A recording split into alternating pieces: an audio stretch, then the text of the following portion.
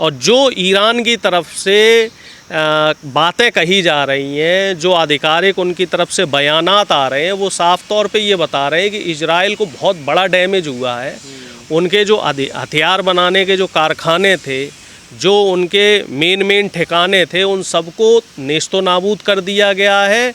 और ख़बर ये भी आ रही है कि जो इजराइल के राष्ट्रपति हैं वो इजराइल छोड़ के कहीं बाहर पनाह ले चुके हैं। अच्छा, तो हाँ, मतलब जो इस तरीके की खबरें आ रही हैं। हालांकि बेंजामिन नेतन्याहू ये कह रहे हैं कि नहीं साहब, हम इजराइल में ही हैं, लेकिन कई अरब कंट्रीज़ ये कह रहे हैं कि वो यूरोप में पनाह लिए हुए हैं। अमेरिका या ब्रिटेन कहीं, वो सॉरी माफ़ कीजिए, ब्रिटेन में या फ्रांस जर्मनी में कहीं पनाह लिए हुए हैं। फ़लस्तीन ने इजराइल के साथ किया, फिर इजराइल ने पलटवार करके फ़लस्तीन के साथ किया, वो भी बिल्कुल गलत था।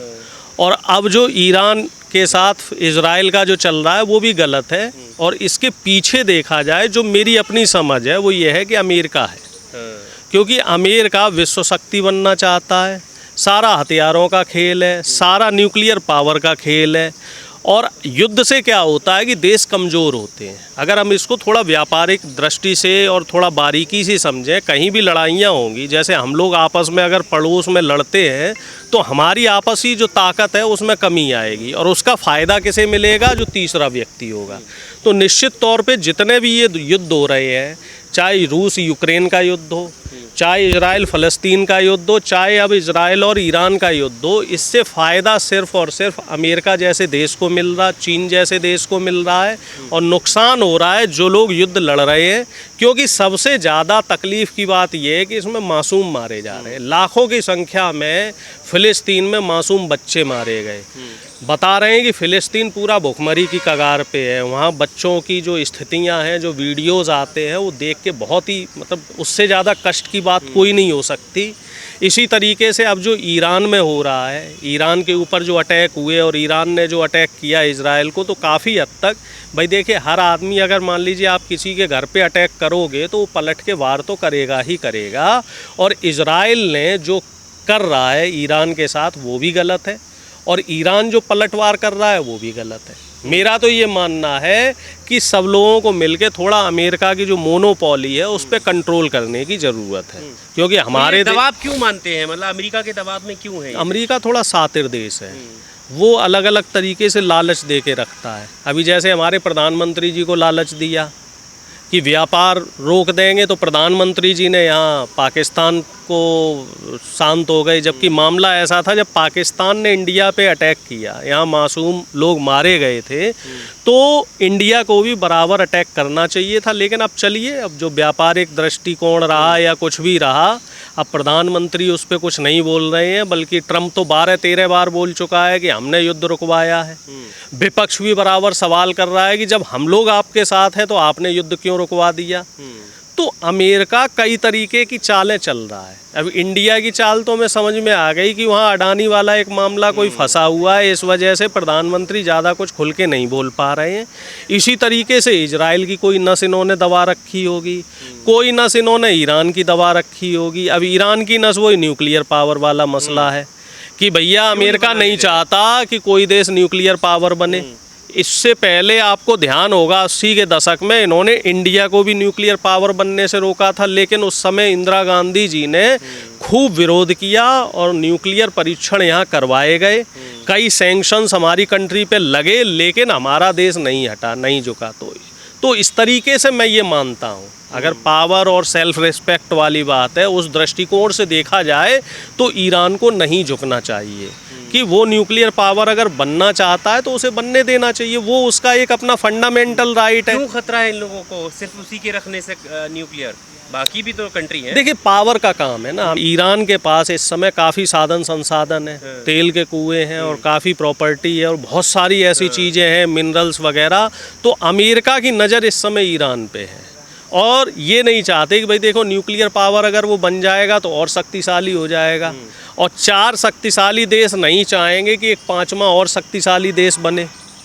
तो सारा खेल यहाँ पे पावर का है और उसको घुमा फिरा के इजराइल के कंधों पे बंदूक रख के चलाई जा रही है। मैं तो एक चीज़ ये मानता हूँ, जो मेरी अपनी छोटी मोटी समझ है, कि इजराइल को इस्तेमाल करके ये जो तमाम जो यूरोप के देश हैं, अरब कंट्रीज़ के देश हैं, इनमें आपस में हिंसा फैलाई जा रही है। अमेरिका तो यहाँ तक धमकी दे रहा है कि तुम्हारा लीबिया और सूडान जैसा हाल हो जाएगा। अमेरिका को धमकी दे रहा है। अब इसमें देखने वाली बात यह है कि ईरान कितना इसमें रिटेलिएट कर पाएगा, कितना प्रतिरोध कर पाएगा, क्या ईरान पुरजोर जवाब दे पाएगा, और ईरान के साथ कौन कौन से देश आएंगे। भाई अकेले तो ईरान के लिए भी बहुत मुश्किल है, जैसे अकेले यूक्रेन के लिए बहुत मुश्किल था कि वो रूस का मुकाबला कर पाता। अब यूक्रेन के साथ कई देश आए तो 3 साल से यूक्रेन भी लड़ रहा है। हालांकि नुकसान वहाँ रूस को भी हो रहा है, यूक्रेन को भी हो रहा है। तो एक मोटी मोटी चीज़ ये समझ के रखिए कि जितना लंबा ये युद्ध चलेगा तो उतना ही नुकसान ईरान को होगा, उतना ही नुकसान इजराइल को होगा। और इजराइल तो हमें लगता है छोटा देश है, वो जल्दी ख़त्म हो जाएगा।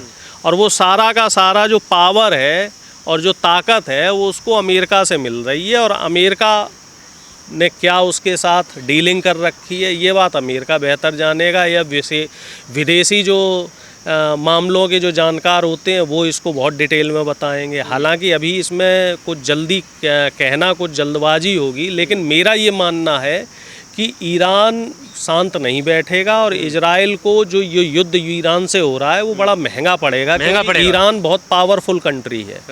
ईरान में और फ़लस्तीन में बहुत फ़र्क है। फ़लस्तीन उतना पावरफुल कंट्री नहीं था, लेकिन ईरान बहुत मजबूत है और हर तरीके से मजबूत है। तो इजराइल को भी थोड़ा सोचना चाहिए, क्योंकि नुकसान आम जनता का होगा।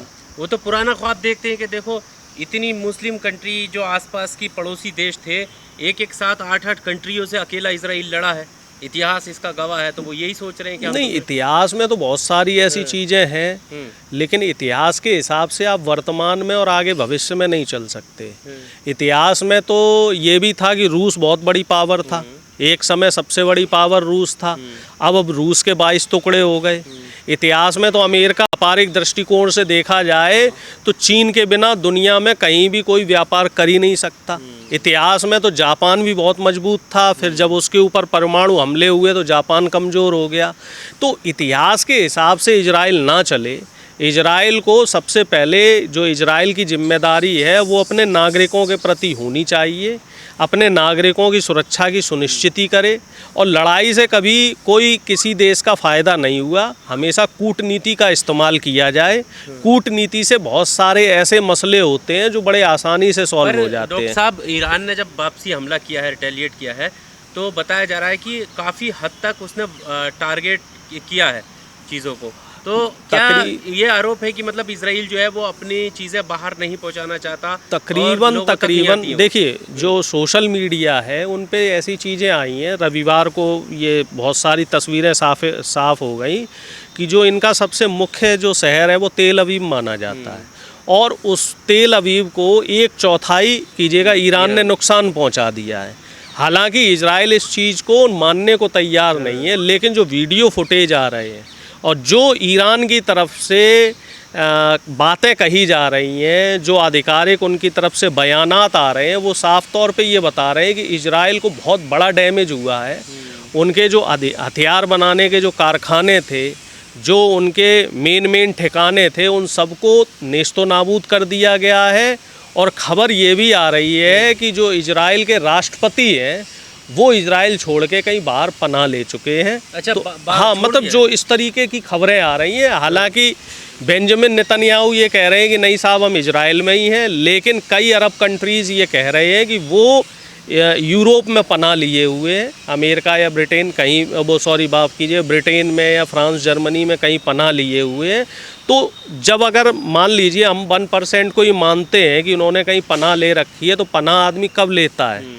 जब उसे डाउट होता है कि हाँ भाई हम खतरे में हैं। तो इजराइल के लिए इस समय थोड़ा खतरा है, और इजराइल को अमेरिका पे पूरा आंख बंद करके भरोसा नहीं करना चाहिए।